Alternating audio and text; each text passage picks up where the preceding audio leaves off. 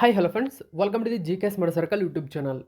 ಈಗ ನಾವು ಸೆಪ್ಟೆಂಬರ್ 21 ಮತ್ತು 22 2025ನೇ ಸಾಲಿನ ಪ್ರಮುಖ ಪ್ರಚಲಿತ ಘಟನೆಗಳನ್ನು ಕುರಿತು ಚರ್ಚೆ ಮಾಡೋಣ.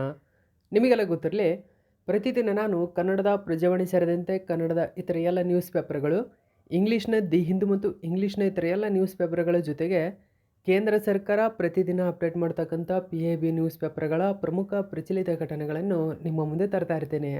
ಹಾಗಾದರೆ ಇವತ್ತಿನ ಕ್ವಶ್ಚನ್ ನಂಬರ್ 1 ಏನಿದೆ ಅಂತ ನೋಡೋಣ ಬನ್ನಿ. ಗಮನಿಸಿ. 1ನೇ ಕ್ವಶನ್. ಇತ್ತೀಚೆಗೆ ಕೆಳಗಿನ ಯಾವ ಬಂದರುಗಳನ್ನು ಸುಸ್ಥಿರ ಮೀನುಗಾರಿಕೆಗಾಗಿ ವಿಶ್ವ ದರ್ಜೆಯ ನೀಲಿ ಬಂದರುಗಳಾಗಿ ನಿರ್ಮಿಸಲು ಭಾರತ ಮತ್ತು FAO ಕೈ ಜೋಡಿಸಿವೆ? ಸರಿಯಾಗಿರ್ತಕ್ಕಂಥ ಉತ್ತರ ಆಪ್ಷನ್ ನಂಬರ್ 1 ನೋಡಿ, ವನಕ್ಬರ, ಜಕೌ, ಕರೈಕಲ್. ಸೊ ಇವು ಮೂರು ಭಾರತದಲ್ಲಿ ಕಂಡುಬರ್ತಕ್ಕಂಥ ಅತ್ಯಂತ ಪ್ರಮುಖ ಬಂದರುಗಳಲ್ಲಿ ಆಗಿವೆ. ಸೊ ಈ ಬಂದರುಗಳನ್ನು ಇದೀಗ FAO ಮತ್ತು ಭಾರತ ಇಲ್ಲಿ ಇಂಪಾರ್ಟೆಂಟ್ ಆಗುತ್ತೆ, ಗಮನಿಸಬಹುದು. ಸೊ ಈ ಬಂದರುಗಳನ್ನು ಸುಸ್ಥಿರ ಮೀನುಗಾರಿಕೆಗಾಗಿ ಅಂದರೆ ಸಸ್ಟೈನಬಲ್ ಫಿಶರೀಸ್ ಅಂತ ಕರಿತೀವಿ. ಇದಕ್ಕಾಗಿ ವಿಶ್ವ ದರ್ಜೆಯ ನೀಲಿ ಬಂದರುಗಳನ್ನಾಗಿ ಅಭಿವೃದ್ಧಿಪಡಿಸಲು ಒಪ್ಪಂದ ಮಾಡಿಕೊಂಡಿವೆ. ಸೊ ಮೋಸ್ಟ್ ಇಂಪಾರ್ಟೆಂಟ್ ಆಗುತ್ತೆ ಈ ಒಂದು ಕ್ವಶನ್ ನಿಮಗೆ. ಗಮನಿಸಬಹುದು, India and FAO join hands to build world class ನೋಡಿ blue ports for sustainable fisheries. ಹಾಗಾದರೆ ಯಾವ್ಯಾವ ಪೋರ್ಟ್ಗಳವು? ಸೊ ಯಾವ್ಯಾವ ಪೋರ್ಟ್ಗಳು ಅಂತ ಇಲ್ಲಿ ಕೊಟ್ಟಿದ್ದಾರೆ, ಗಮನಿಸಬಹುದು ನೀವು. ಹೆಚ್ಚಿನ ಡೀಟೇಲ್ಸ್ ಇಲ್ಲಿ ನಾವು ನೋಡೋಣ. ನೋಡಿ, ಮುಖ್ಯವಾಗಿ ದಿಯುನಲ್ಲಿ ಕಂಡುಬರ್ತಕ್ಕಂಥ ವನಕ್ಬರ, ಪುದುಚೇರಿಯಲ್ಲಿ ಕಂಡುಬರ್ತಕ್ಕಂಥ ಕರೈಕಲ್, ಗುಜರಾತ್ನ ಜಕೌ ಎಂಬ ಮೂರು ಬಂದರುಗಳನ್ನು ಒಟ್ಟಿಗೆ 369.8 ಕೋಟಿ ರು ಹೂಡಿಕೆಯೊಂದಿಗೆ ಅನುಮೋದನೆ ಮಾಡಿವೆ.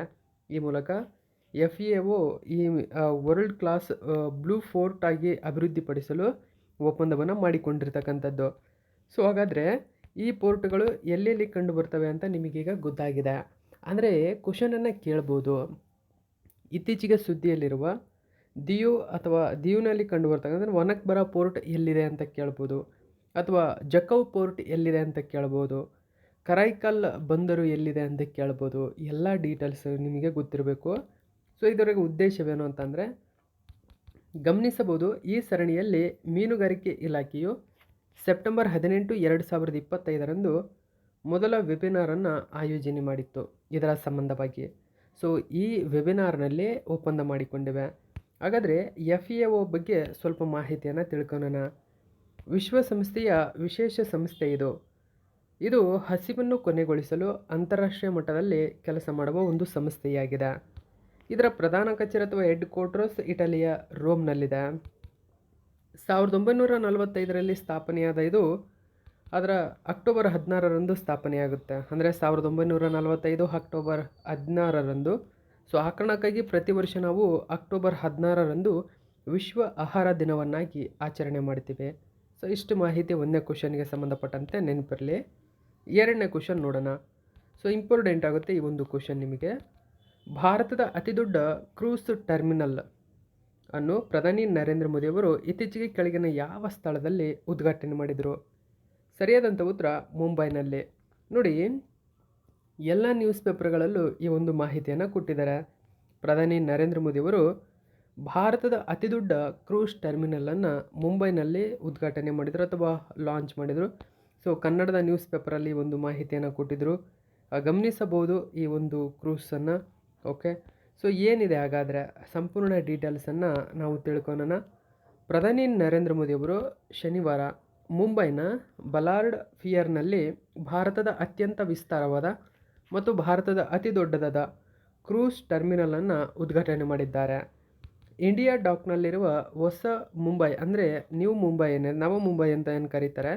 ಸೊ ನವ ಮುಂಬೈನ ಅಂತಾರಾಷ್ಟ್ರೀಯ ಕ್ರೂಸ್ ಟರ್ಮಿನಲ್ MICTಯನ್ನು ದೇಶೀಯ ಮತ್ತು ಅಂತಾರಾಷ್ಟ್ರೀಯ ಕ್ರೂಸ್ ಪ್ರವಾಸೋದ್ಯಮಕ್ಕೆ ವಿಶ್ವ ದರ್ಜೆಯ ಗೇಟ್ವೇ ಆಗಿ ವಿನ್ಯಾಸಗೊಳಿಸಿದ್ದಾರೆ. ಹಾಗಾದರೆ ಸೊ ಈ ಟರ್ಮಿನಲ್ ಎಲ್ಲಿದೆ ಅಂತ ನಿಮಗೀಗ ಗೊತ್ತಾಗಿದೆ.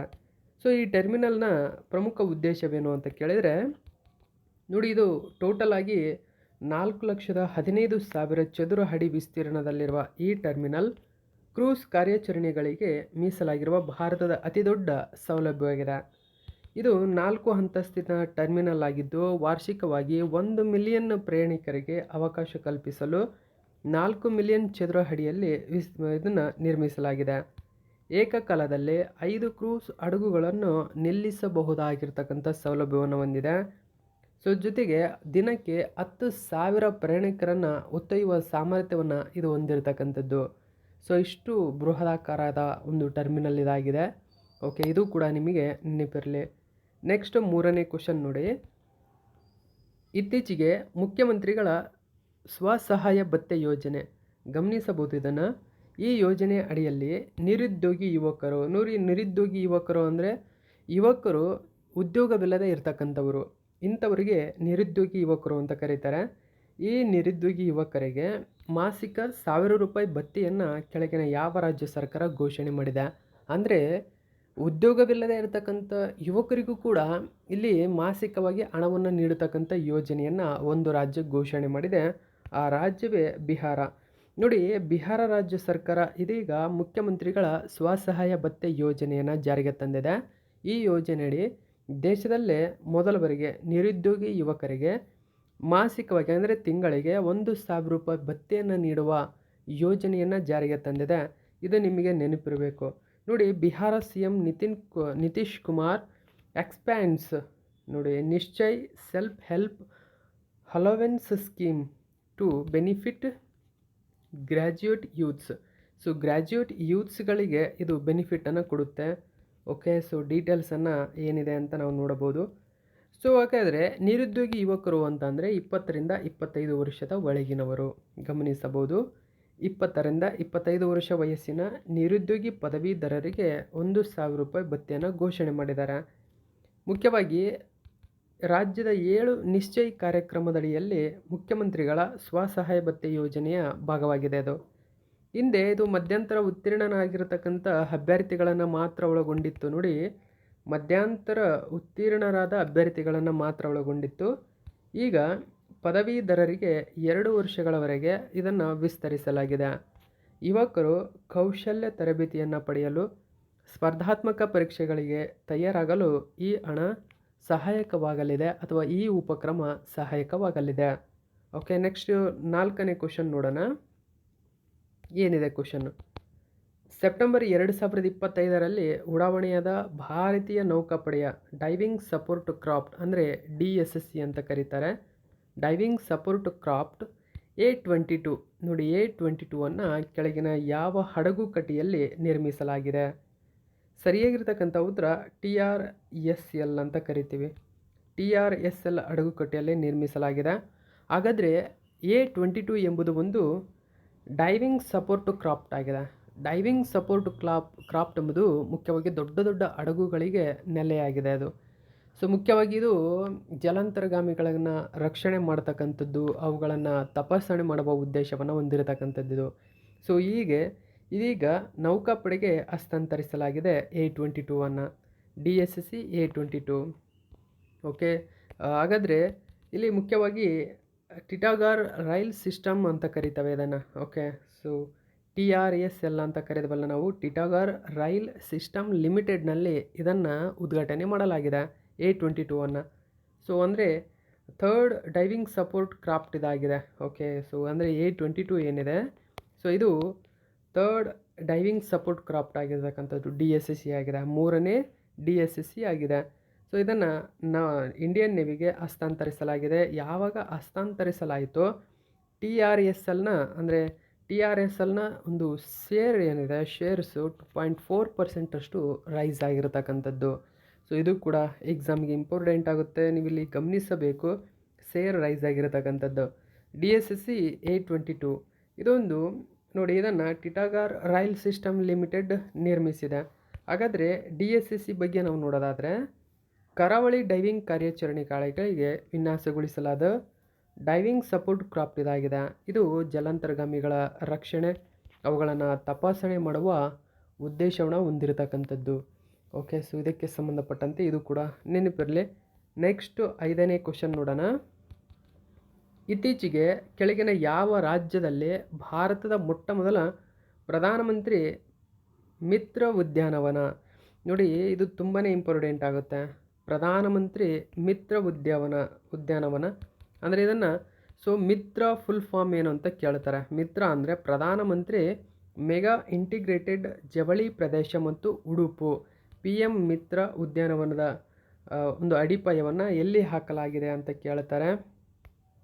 ಇದಕ್ಕೆ ಸರಿಯಾಗಿರ್ತಕ್ಕಂಥ ಉತ್ತರ ಮಧ್ಯಪ್ರದೇಶದಲ್ಲಿ. ನೋಡಿ, ಮಧ್ಯಪ್ರದೇಶದಲ್ಲಿ ಇಂಡಿಯಾಸ್ ಫಸ್ಟ್ PM ಮಿತ್ರ ಪಾರ್ಕನ್ನು ಲಾಂಚ್ ಮಾಡಲಾಗಿದೆ. So okay, India's first PM ಮಿತ್ರ ಪಾರ್ಕ್. ಹಾಗಾದರೆ ಮಿತ್ರ ಫುಲ್ ಫಾರ್ಮ್ ಏನು ಅಂತ ಕೇಳ್ಬೋದು. PM ಮಿತ್ರ ಪ್ರಧಾನಮಂತ್ರಿ ಮಿತ್ರ ಯೋಜನೆ ನಿಮಗೀಗ ಆಲ್ರೆಡಿ ಗೊತ್ತಾಗಿದೆ. ಅದರ ಬಗ್ಗೆ ಸುಮಾರು ವಿಡಿಯೋಗಳಲ್ಲಿ ನಾನು ತಿಳಿಸಿಕೊಟ್ಟಿದ್ದೇನೆ. ಇದೀಗ ಭಾರತದ ಮೊಟ್ಟ ಮೊದಲ PM ಮಿತ್ರ ಪಾರ್ಕನ್ನು ಅಥವಾ ಉದ್ಯಾನವನವನ್ನು ಮಧ್ಯಪ್ರದೇಶದಲ್ಲಿ ಇನಾಗರೇಟ್ ಮಾಡಲಾಗಿದೆ. ಯಾರು ಇನಾಗರೇಟ್ ಮಾಡಿದ್ದಾರೆ ಅಂತ ನೀವು ಇಲ್ಲಿ ಗಮನಿಸಬಹುದು. ಪ್ರಧಾನಮಂತ್ರಿ ನರೇಂದ್ರ ಮೋದಿ ಅವರು. ಓಕೆ, ಗಮನಿಸಿ, ಪ್ರಧಾನಮಂತ್ರಿ ನರೇಂದ್ರ ಮೋದಿ ಅವರು lies foundation stone of India's first PM Mitra park in Madhya Pradesh. Okay, ಮಧ್ಯಪ್ರದೇಶದಲ್ಲಿ ಇದನ್ನು ಇನಾಗರೇಟ್ ಮಾಡಲಾಗಿದೆ. ಹಾಗಾದರೆ ಇಲ್ಲಿ ನೀವು ಗಮನಿಸಬಹುದು ಮಿತ್ರ ಫುಲ್ ಫಾರ್ಮ್ ಏನು ಅಂತ ಇಲ್ಲಿ ಕೊಟ್ಟಿದ್ದಾರೆ. Pradhanmantri mega integrated textile region and apparel ಅಂತ ಕರೀತಾರೆ. ಓಕೆ, ಸೊ ಈ ಒಂದು ಪಾರ್ಕನ್ನು ಇದೀಗ ಇನಾಗರೇಟ್ ಮಾಡಲಾಗಿದೆ. ಓಕೆ, ಮಧ್ಯಪ್ರದೇಶದ ಈ ಒಂದು ಪ್ರದೇಶದಲ್ಲಿ. ಓಕೆ, ಸೊ ಮಧ್ಯಪ್ರದೇಶದ ಯಾವ ಪ್ರದೇಶದಲ್ಲಿ ಇದನ್ನು ಅಡಿಪಾಯ ಹಾಕಲಾಗಿದೆ ಅಂತ ಕೇಳಿದರೆ ಮಧ್ಯಪ್ರದೇಶದ ಧಾರ್ ಜಿಲ್ಲೆಯಲ್ಲಿ ಇದನ್ನು ಅಡಿಪಾಯ ಹಾಕಲಾಗಿದೆ. ಓಕೆ, PM ಮಿತ್ರ ಅಂದರೆ ಏನು? ಹಾಗಾದರೆ PM ಮಿತ್ರ ಒಂದು ಮೆಗಾ ಜವಳಿ ಕೇಂದ್ರ. ನೋಡಿ, ಮೆಗಾ ಜವಳಿ ಕೇಂದ್ರ. ಓಕೆ, ಟೆಕ್ಸ್ಟೈಲ್ ಕೇಂದ್ರವಾಗಿದೆ. ಜವಳಿ, ಓಕೆ, ಟೆಕ್ಸ್ಟೈಲ್ ಕೇಂದ್ರವಾಗಿದ್ದು ಇದು ನೂಲುವ, ನೇಯ್ಗೆ ಮಾಡುವ, ಬಣ್ಣ ಬಳಿಯುವುದು, ಮುದ್ರಣ ಹಾಕುವ ಮತ್ತು ಉಡುಪು ತಯಾರಿಕೆಯಲ್ಲಿ ಒಂದೇ ಸ್ಥಳದಲ್ಲಿ ಎಲ್ಲವನ್ನು ಕ್ರಿಯೇಟ್ ಮಾಡುವ ಉದ್ದೇಶವನ್ನು ಹೊಂದಿದೆ. ಅಂದರೆ PM ಮಿತ್ರ ಪಾರ್ಕ್ ಏನು ಮಾಡುತ್ತೆ ನೋಡಿ, ಜವಳಿ ಕ್ಷೇತ್ರಕ್ಕೆ ಸಂಬಂಧಪಟ್ಟಂಥ ಎಲ್ಲ ಕೆಲಸಗಳನ್ನು ಒಂದೇ ಸ್ಥಳದಲ್ಲಿ ಕ್ರೋಢೀಕರಿಸುವ ಉದ್ದೇಶವನ್ನು ಹೊಂದಿದೆ. ಸೊ ಹಾಗಾದರೆ ಈ PM ಮಿತ್ರ ಪಾರ್ಕ್ನ ಉದ್ದೇಶವೇನು ಅಂತ ನಿಮಗೀಗ ಗೊತ್ತಾಗಿದೆ. ಓಕೆ, ಇದರ ಉದ್ದೇಶವೇನು ಅಂತ ಕೇಳ್ಬೋದು. ಇದು ಕೂಡ ನಿಮಗೆ ನೆನಪಿರಲಿ. ಸೊ ಒಂದೇ ಸ್ಥಳದಲ್ಲಿ ತಯಾರಾಗುತ್ತೆ. ಪ್ರತಿಯೊಂದು ಉದ್ಯಾನವನವು ಸುಮಾರು 1000 ಎಕರೆ ಅಥವಾ ಅದಕ್ಕಿಂತ ಹೆಚ್ಚಿನ ಪ್ರದೇಶವನ್ನು ಒಳಗೊಂಡಿದೆ ಮತ್ತು ಜವಳಿ ಉತ್ಪಾದನೆಗೆ ಸಂಪೂರ್ಣ ಪರಿಸರ ವ್ಯವಸ್ಥೆಯನ್ನು ಇದು ಒದಗಿಸುತ್ತದೆ. ನೆಕ್ಸ್ಟ್ ನಾವು 6ನೇ ಕ್ವಶನ್ ಏನಿದೆ ಅಂತ ನೋಡೋಣ ಬನ್ನಿ. ಓಕೆ, ಗಮನಿಸಿ, 1987ರಲ್ಲಿ ಸಹಿ ಹಾಕಲಾದ ಕೆಳಗಿನ ಯಾವ ಅಂತಾರಾಷ್ಟ್ರೀಯ ಒಪ್ಪಂದವು ಓಜೋನ್ ಪದರದ ಸವಕಳಿಗೆ ಕಾರಣವಾಗ್ತಕ್ಕಂಥ ವಸ್ತುಗಳನ್ನು ಹಂತ ಹಂತವಾಗಿ ಹೊರಹಾಕುವ ಗುರಿಯನ್ನು ಹೊಂದಿದೆ ಮತ್ತು ಇದನ್ನು ವಾರ್ಷಿಕವಾಗಿ ಸೆಪ್ಟೆಂಬರ್ 16ರಂದು ಇದರ ಸ್ಮರಣಾರ್ಥ ಓಜೋನ್ ದಿನವನ್ನಾಗಿ ನಾವು ಆಚರಣೆ ಮಾಡ್ತೀವಿ. ಗಮನಿಸಬಹುದು, ಸರಿಯಾಗಿರ್ತಕ್ಕಂಥ ಉತ್ತರ ಮಾಂಟ್ರಿಯಲ್ ಪ್ರೋಟೋಕಾಲ್ ಅಥವಾ ಮಾಂಟ್ರಿಯಲ್ ಶಿಷ್ಟಾಚಾರ. ಗಮನಿಸಬಹುದು, ಸೆಪ್ಟೆಂಬರ್ 16, 1987. ಸೊ ಅಂದು ಮಾಂಟ್ರಿಯಲ್ ಶಿಷ್ಟಾಚಾರಕ್ಕೆ ವಿಯೆನ್ನಾ ಒಪ್ಪಂದದ ಅಡಿಯಲ್ಲಿ, ಅಥವಾ ವಿಯೆನ್ನಾ ಒಪ್ಪಂದ ಏನಿದೆ ಇದು ಮಾಂಟ್ರಿಯಲ್ ಶಿಷ್ಟಾಚಾರಕ್ಕೆ ಒಂದು ಅಡಿಪಾಯ. ಈ ಒಪ್ಪಂದದ ಅಡಿಯಲ್ಲಿ ಮಾಂಟ್ರಿಯಲ್ ಶಿಷ್ಟಾಚಾರವನ್ನು ಸೆಪ್ಟೆಂಬರ್ 16, 1987ರಲ್ಲಿ ಹಾಕಿಕೊಳ್ಳಲಾಯಿತು. ಹಾಗಾದರೆ ಇದರ ಉದ್ದೇಶವೇನು ಅಂತಂದರೆ CFC ಆಗಿರ್ಬೋದು ಮತ್ತು HFC ಆಗಿರ್ಬೋದು, ಇವುಗಳನ್ನು ಹಂತ ಹಂತವಾಗಿ ಕಡಿಮೆ ಮಾಡುವುದು. ಸೊ ಇವು ಓಜೋನ್ ಪದರದ ನಾಶಕ್ಕೆ ಕಾರಣವಾಗ್ತಕ್ಕಂಥ ಒಂದು ವಸ್ತುಗಳು. ಹಾಗಾದರೆ CFC ಆಗಿರ್ಬೋದು, HFC ಆಗಿರ್ಬೋದು, ಇದರ ಬಗ್ಗೆ ಮಾಹಿತಿಯನ್ನು ನಾವು ತಿಳ್ಕೊಳ್ಳೋಣ. ಓಕೆ, ಸೊ ಇದು ಕೂಡ ಎಕ್ಸಾಮಿಗೆ ಇಂಪಾರ್ಟೆಂಟ್ ಆಗುತ್ತೆ, ನೆನಪಿರಲಿ. ಕ್ಯೋಟೋ ಶಿಷ್ಟಾಚಾರದ ಬಗ್ಗೆಯೂ ಕೂಡ ನಾನು ತಿಳಿಸ್ಕೊಡ್ತೀನಿ ಈ ಒಂದು ವಿಡಿಯೋದಲ್ಲಿ. ಓಕೆ, ನೋಡಿ, 1987ರಲ್ಲಿ ಮಾಂಟ್ರಿಯಲ್ ಪ್ರೋಟೋಕಾಲಿಗೆ ಸಹಿ ಹಾಕಿದ ನೆನಪಿಗಾಗಿ ಸೆಪ್ಟೆಂಬರ್ 16ರಂದು ಓಜೋನ್ ದಿನವನ್ನಾಗಿ ಆಚರಣೆ ಮಾಡ್ತೀವಿ. ಕಾರಣ ಓಜೋನ್ ಪದರದ ಸಂರಕ್ಷಣೆಗಾಗಿ. ಹಾಗಾದರೆ ವರ್ಲ್ಡ್ ಓಜೋನ್ ಡೇ 2025 ಥೀಮ್ ನಿಮಗೆ ತುಂಬಾ ಇಂಪಾರ್ಟೆಂಟ್ ಆಗುತ್ತೆ ಎಕ್ಸಾಮಿಗೆ. ಈ ವರ್ಷದ ಥೀಮ್ ಗಮನಿಸಬಹುದು, from science to global action ಅಂತ ಕರಿತೀವಿ. ಅಂದರೆ ವಿಜ್ಞಾನದಿಂದ ಜಾಗತಿಕ ಕ್ರಿಯೆಯವರೆಗೆ ಎಂಬುದು ಈ ವರ್ಷದ ಥೀಮ್ ಆಗಿದೆ. From science to global action ಎಂಬುದು ವರ್ಲ್ಡ್ ಓಜೋನ್ ಡೇ 2025ನ ಥೀಮ್ ಆಗಿದೆ. ಹಾಗಾದರೆ ಸೆಪ್ಟೆಂಬರ್ 1987ರಲ್ಲಿ ಅಳವಡಿಸಿಕೊಂಡಂತಹ ಇದು CFCಗಳು, ಹ್ಯಾಲೂನ್ಗಳು ಮತ್ತು HCFC ಅಂದರೆ ಹೈಡ್ರೋಕ್ಲೋರೋಫ್ಲೋರೋಕಾರ್ಬನ್ಸ್, ಇವುಗಳಂತಹ ಹಾನಿಕಾರಕ ರಾಸಾಯನಿಕಗಳ ಉತ್ಪಾದನೆ ಮತ್ತು ಬಳಕೆಯನ್ನು ಕಡಿಮೆ ಮಾಡಲು ನಿರ್ದಿಷ್ಟ ವೇಳಾಪಟ್ಟಿಗಳನ್ನು ನಿಗದಿಪಡಿಸಲಾಗಿದೆ. ಹಾಗಾದರೆ ಇಲ್ಲಿ ಗಮನಿಸಬಹುದು ಎಚ್ ಎಫ್ ಸಿಸ್ ಯಾವ್ಯಾವ ಹಾಗಾದರೆ ನೋಡಿ. ಎಚ್ ಎಫ್ ಸಿ ಅಂದರೆ ಹೈಡ್ರೋಫ್ಲೋರೋಕಾರ್ಬನ್ಸ್ ಅಂತ ಕರಿತೀವಿ. ಸೊ ಹೈಡ್ರೋಫ್ಲೋರೋಕಾರ್ಬನ್ಸ್ಗಳು ಇವೊಂದು ಸಿಂಥೆಟಿಕ್ ಆಗಿ ನಿರ್ಮಾಣ ಆಗಿರತಕ್ಕಂಥದ್ದು. ಸಿಂಥೆಟಿಕ್ ಆಗಿ ಆರ್ಗ್ಯಾನಿಕ್ ಕಾಂಪೌಂಡ್ಸ್ ಆಗಿರ್ತಕ್ಕಂಥ ಕಾರ್ಬನ್ನು, ಫ್ಲೋರಿನ್ನು, ಹೈಡ್ರೋಜನ್ನು ಪ್ರೈಮರಿಲಿ ಅಂದರೆ ಪ್ರಾಥಮಿಕವಾಗಿ ಯೂಸ್ ಆಗ್ತಕ್ಕಂಥ ಮನೆಯಲ್ಲಿ ನಾವು ಯೂಸ್ ಮಾಡ್ತಕ್ಕಂಥ ರೆಫ್ರಿಜರೇಟರ್ ಆಗಿರ್ಬೋದು, ಅಂದರೆ ನೋಡಿ ರೆಫ್ರಿಜರೆಂಟ್ಸ್ ಆಗಿರ್ಬೋದು, ಏರೋಸಾಲ್ ಪ್ರೊಫಲೆಂಟ್ಸ್ ಆಗಿರ್ಬೋದು, ಇನ್ನು ಫೋಯಮ್ ಬ್ಲೋವಿಂಗ್ ಏಜೆಂಟ್ಸ್ ಆಗಿರ್ಬೋದು, ಇನ್ನು ಫೈರ್ಗೆ ಸಂಬಂಧಪಟ್ಟಂಥ ಸಪ್ರೆಸೆಂಟ್ಸ್ ಆಗಿರ್ಬೋದು, ಇವೆಲ್ಲವೂ ಎಚ್ ಎಫ್ ಸಿಗಳಿಗೆ ಕಾರಣವಾಗ್ತಕ್ಕಂಥ ಮೂಲಗಳು. ಇವೆಲ್ಲವನ್ನು ನಾವು ಸಿಂಥೆಟಿಕ್ಕು ಆರ್ಗ್ಯಾನಿಕ್ ಕಾಂಪೌಂಡ್ಗಳಲ್ಲಿ ನಿರ್ಮಾಣ ಮಾಡಿರ್ತೀವಿ ಇವನ್ನ. ಓಕೆ, ಸೊ ಅದರ ಜೊತೆಗೆ ಅತಿ ಮುಖ್ಯ ಅಂತಂದರೆ ಎಚ್ ಸಿ ಎಫ್ ಸಿಸ್ ಅಂತ ಕರಿತೀವಿ, ಅಂದರೆ ಹೈಡ್ರೋಕ್ಲೋರೋಫ್ಲೋರೋಕಾರ್ಬನ್ಸ್ ಅಂತ ಕರಿತೀವಿ. ಇವುಗಳನ್ನು ಕೆಮಿಕಲ್ ಕಾಂಪೌಂಡಿಂದ ನಾವು ತಯಾರು ಮಾಡ್ತೀವಿ, ಅಂದರೆ ಕೆಮಿಕಲ್ ಉಪಯೋಗಿಸಿ ತಯಾರು ಮಾಡ್ತೀವಿ. ಅದು ಕೆಮಿಕಲ್ ಕಾಂಪೌಂಡಿಂದ ತಯಾರಾಗ್ತಕ್ಕಂಥ ಕಾರ್ಬನ್ ಆಗಿರ್ಬೋದು, ಹೈಡ್ರೋಜನ್ ಆಗಿರ್ಬೋದು, chlorine, fluorine, so used as temporary replacements of ನೋಡಿ C F Cs. Okay, so ಅದ್ರ ಜೊತೆಗೆ ಟೆಂಪ್ರರಿ ಯೂಸ್ ಮಾಡ್ತಕ್ಕಂಥ ರೆಫ್ರಿಜರೇಷನ್ ಆಗಿರ್ಬೋದು, ಏರ್ ಕಂಡೀಷನಿಂಗ್ ಆಗಿರ್ಬೋದು, ಇನ್ನು ಪೋಯಮ್ ಬ್ಲೋವಿಂಗ್. ಸೊ ಇವೆಲ್ಲವೂ ಕೂಡ ಮುಖ್ಯವಾಗಿ ಓಜೋನ್ ಸವಕಳಿ, ಅಂದರೆ ಓಜೋನನ್ನು ನಾಶ ಮಾಡುತ್ತವೆ ಇವು. ಓಕೆ, ಓಝೋನ್ ಪದರಕ್ಕೆ ನಾಶವಾಗಲು ಕಾರಣವಾಗುತ್ತೆ ಹ್ಯಾಲೋನ್ಗಳು. ಇದರ ಜೊತೆಗೆ ಇವುಗಳನ್ನು ಕಡಿಮೆ ಮಾಡುವ ಉದ್ದೇಶವನ್ನು ಹೊಂದಿರತಕ್ಕಂಥದ್ದು. ಸೊ ಈ ಮೂಲಕ ನಂತರ ಎಚ್ ಎಫ್ ಸಿಗಳನ್ನು ಹಂತ ಹಂತವಾಗಿ ಕಡಿಮೆ ಮಾಡಲು 2016ರಲ್ಲಿ ಮತ್ತೆ ನಾವು ಕಿಗಾಲಿ ಒಪ್ಪಂದವನ್ನು ಹಾಕಿಕೊಂಡ್ವಿ. 2016ರಲ್ಲಿ ನೋಡಿ. ಹಾಗಾದರೆ ಕಿಗಾಲಿ ತಿದ್ದುಪಡಿ ಅಥವಾ ಕಿಗಾಲಿ ಅಮೆಂಡ್ಮೆಂಟ್ 2016 ಯಾವುದಕ್ಕೆ ಸಂಬಂಧಪಟ್ಟಿದೆ ಅಂತ ಕೇಳಿದ್ರೆ ಎಚ್ ಎಫ್ ಸಿಗಳನ್ನು ಹಂತ ಹಂತವಾಗಿ ಡಿಕ್ರೀಸ್ ಮಾಡುವುದು. ಹಾಗಾದರೆ ಕ್ಯೋಟೋ ಶಿಷ್ಟಾಚಾರದ ಬಗ್ಗೆ ನಿಮಗೆ ನೆನಪಿರಬೇಕು. ಸೊ ಇದು ಏನು ಮಾಡುತ್ತೆ, ಹಸಿರು ಮನೆ ಅನಿಲ ಹೊರಸೂಸುವಿಕೆ ಗ್ರೀನ್ ಹೌಸ್ ಗ್ಯಾಸಸ್ಗಳನ್ನು ಡಿಕ್ರೀಸ್ ಮಾಡುವ ಉದ್ದೇಶವನ್ನು ಹೊಂದಿದೆ. Greenhouse gas Kyoto protocol ಸಂಬಂಧಪಟ್ಟಂತಿನ ಪ್ಯಾರಿಸ್ ಒಪ್ಪಂದ, ಪ್ಯಾರಿಸ್ ಅಗ್ರಿಮೆಂಟ್ ಏನು ಮಾಡುತ್ತೆ, ಇದು ಇಂಗಾಲದ ಹೊರಸೂಸುವಿಕೆಯನ್ನು ಕಡಿಮೆ ಮಾಡುವುದು. ನೋಡಿ, ಇಂಗಾಲದ ಹೊರಸೂಸುವಿಕೆ ಆಗಿರುವುದು ಜಾಗತಿಕ ತಾಪಮಾನ ಏರಿಕೆಯನ್ನು ಸೀಮಿತಗೊಳಿಸುವ ಮೂಲ ಗುರಿ ಇದ್ರದ್ದು. ಓಕೆ, ಇವು ಗುರಿ ನಿಮಗೆ ನೆನಪಿರಲಿ. ನೆಕ್ಸ್ಟು 7ನೇ ಕ್ವಶನ್ ನೋಡಿ. ಪ್ರತಿ ವರ್ಷ ಸೆಪ್ಟೆಂಬರ್ 22ರಂದು ಕೆಳಗಿನ ಯಾವ ರೋಗದ ಬಗ್ಗೆ ಜಾಗತಿಕವಾಗಿ ಜಾಗೃತಿ ಮೂಡಿಸಲು ವಿಶ್ವ ಗುಲಾಬಿ ದಿನವನ್ನಾಗಿ ಆಚರಣೆ ಮಾಡ್ತೀವಿ? ನೋಡಿ, world rose day. So world rose day ಮುಖ್ಯವಾಗಿ ಕ್ಯಾನ್ಸರ್ ರೋಗದ ನಿರ್ಮೂಲನೆಗಾಗಿ ಆಚರಣೆ ಮಾಡ್ತೀವಿ. ವರ್ಲ್ಡ್ ರೋಸ್ ಡೇ ಇದು ನಿಮಗೆ ನೆನಪಿರಬೇಕು. ಸೊ ನೋಡಿ, welfare of cancer patients day 2025 world rose day. So ಹಾಗಾದರೆ ವರ್ಲ್ಡ್ ರೋಸ್ ಡೇ ನಿಮಗೆ ಯಾವುದಕ್ಕಾಗಿ ಆಚರಣೆ ಮಾಡ್ತೀವಿ? ಕ್ಯಾನ್ಸರ್ ಪೇಷಂಟ್ಸ್ಗಳ ಜಾಗೃತಿಗಾಗಿ. ಯಾಕೆ ಈ ಒಂದು ದಿನವನ್ನಾಗಿ ಆಚರಣೆ ಮಾಡ್ತೀವಿ? ನೋಡಿ, ಕ್ಯಾನ್ಸರ್ ರೋಗಿಗಳ ಕಲ್ಯಾಣ.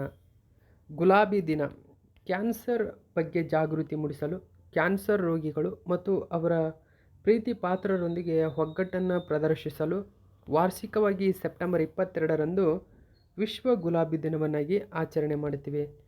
ಈ ಮಹತ್ವದ ದಿನವನ್ನು 2000ರಲ್ಲಿ ನೋಡಿ ಟರ್ಮಿನಲ್ ಕ್ಯಾನ್ಸರ್ ವಿರುದ್ಧ ಹೋರಾಡಿದಂತಹ, ಅಂದರೆ ಟರ್ಮಿನಲ್ ಅಂದರೆ ಸೊ ಅಪರೂಪವಾಗಿರತಕ್ಕಂಥ ಒಂದು ರೋಗ. ಇದು ಅಪರೂಪವಾದ ಕ್ಯಾನ್ಸರ್ ರೋಗದ ವಿರುದ್ಧ ಹೋರಾಡಿದ 12 ವರ್ಷದ ಧೈರ್ಯಶಾಲಿ ಹುಡುಗಿ ಮಿಲಿಂಡಾ ರೋಸ್ ಅವರ ಗೌರವಾರ್ಥವಾಗಿ ನಾವು ಆಚರಣೆ ಮಾಡ್ತೀವಿ. ಆ ಕಾರಣಕ್ಕಾಗಿ ಇದನ್ನು ಮಿಲಿಂಡಾ ರೋಸ್ ಅವರ ಗೌರವಾರ್ಥವಾಗಿ ನಾವು ರೋಸ್ ಡೇನ ಆಚರಣೆ ಮಾಡ್ತೀವಿ.